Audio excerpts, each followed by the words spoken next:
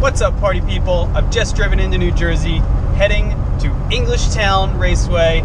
So excited. I'm finally able to drive a Club Loose event. I've been wanting to drive one of these for years now. It's definitely one of the bigger name series. I don't know if you call it a series or whatever, but yes, on the way. Raceway Park, Englishtown, New Jersey. A little bit nervous. Club Loose also has a reputation of being a tough place to drive, but I'm very excited. I can't wait. We got the car all prepped. We're packed up. We're ready to rock. I must have driven Englishtown 100 times in Assetto in the past couple weeks, so hopefully feeling somewhat prepared. Obviously everything's different once you get out in real life, but looking forward to it, and I'll catch you up when we get there.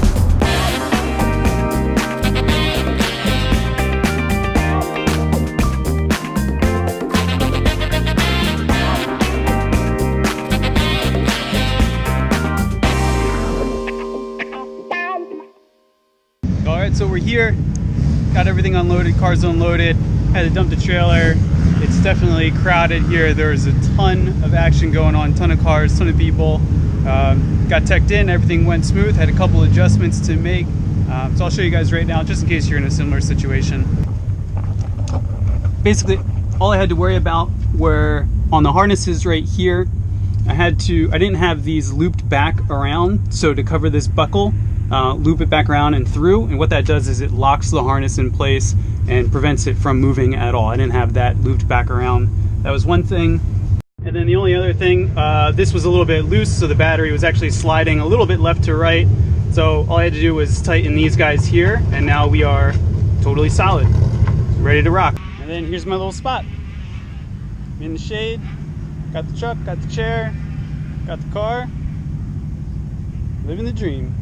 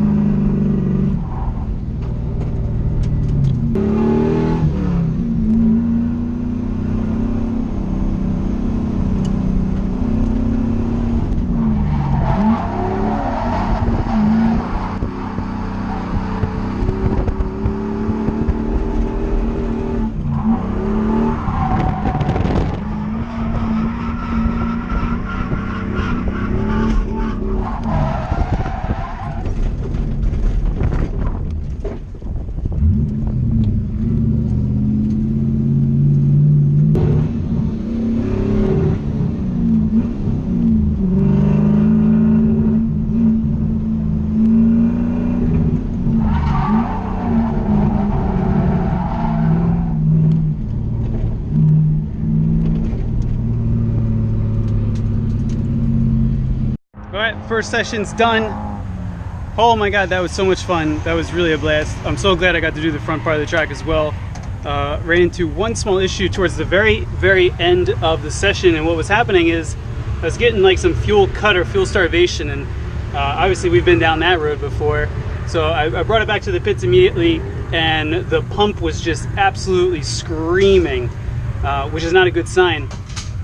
But however, as soon as I shut the car off, shut everything down, or before I shut it off, I looked up front on the gauge, and it was holding like 50 something at idle, but as soon as I revved it, that would drop down to 20, which obviously is not the right move. So I shut everything down, and like 5 minutes later turned it back on for some random reason, and the pump was nice and happy. It wasn't screaming anymore. Fuel pressure was great, car ran great, revved it, everything was fine, totally back to normal. So I don't know if we were out there for like an hour and a half. I don't know if it just got too hot, but I've pulled the pump out just to inspect it. We've got plenty of time between sessions, so I pulled that apart. Everything looked all right. The sock, the fuel sock that actually sucks the fuel through and acts as like a little strainer, that doesn't look so great. That's dirty. I don't have a spare one here, but I think when we get home, I'll definitely swap that out. Still maybe like some remnants of that nasty fuel tank that I have. But that's all back together now. The car runs well. I've swapped over tires. I think everything's all right. The only other questionable thing is one of the course workers came over and said that my diff is making some bad noises. So that like whining that you hear when I'm kind of taking off, they think that might be the diff making some unhappy noises. Another thing, absolutely nothing I can do about that today, so might as well just run it. But definitely this winter, I think it might be worthwhile taking that apart and just having a look-see and maybe redoing that piece as well. So we eat lunch and then enjoy some A group.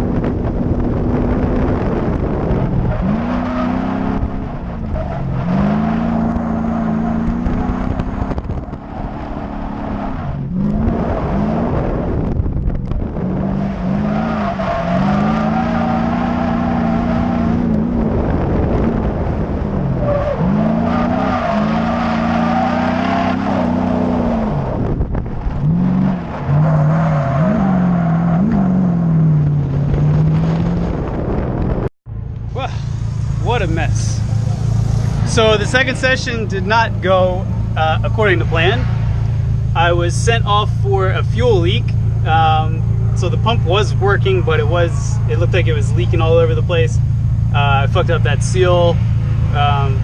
Anyway, long story short, basically I spent the entire second session trying to fix it.